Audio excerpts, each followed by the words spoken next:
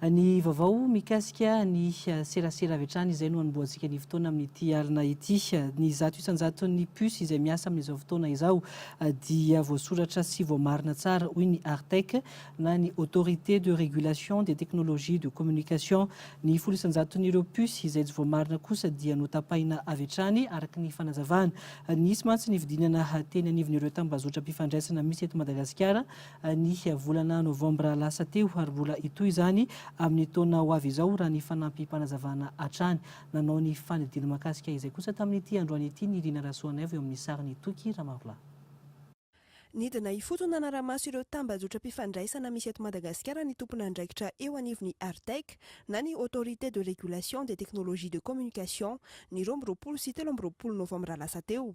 Vokatra izany, zato isanjato ny puce ampiasaina dia voaramaso sy voasoratra ary voamarina ity ivotoerana ity avokoa. Folo isanjato kosa ireo puce tsy voamarina ary tsy misoratra amin'olona ka notapahana avy hatrany. Niainga tamin'ny fiara-miasa tamin'ireo tambazotra mpifandraisana no nazahoan'ireo vokatra ireo. Dia rehefa natao moa zany ilay izy amin'izao fotoana izao tamin'ny dernier contrôle nataonay zany nanamarinana ny enregistrement amin'ny opérateur dia ny client rehetra izay ataontsika hoe actif zany client actif amin'izao fotoana izao zany dia identifié 100%.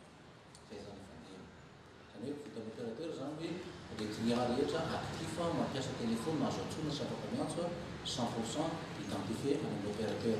Parce que fiara-miasa moa tamin'ireo opérateur ireo dia zareo zany naneo fiara-miasa tsara navitrika tamin'ilay fanaovana ilay zavatra iny hoe ataonay daholo samy nanao karazana hoe nanao serasera mihitsy zareo hoe niantsona n'ilay client anatona anao an'ilay enregistrement fa indrindra nanova ny fomba fiasan'izareo mihitsy na tsara n'ilay fakana n'ilay olona mpanaovana fividianana ilay carte puce.